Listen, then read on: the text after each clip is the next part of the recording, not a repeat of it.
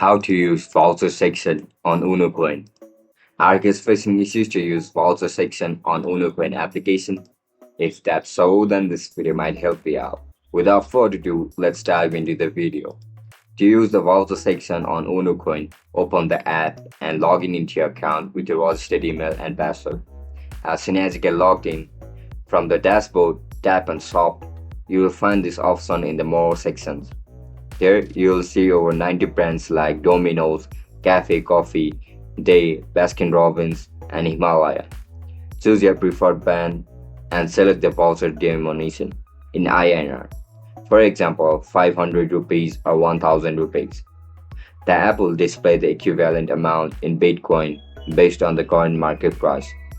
Tap Pay, and once your transaction is confirmed, you'll receive a voucher code. You can use this code during checkout on the merchant's website or app. If you are gifting it, simply share the code with your loved ones. These vouchers can be used multiple times until the balance is exhausted and are valid for up to 1 year. And that's it, guys. That's how you're going to use voucher section on Unocoin.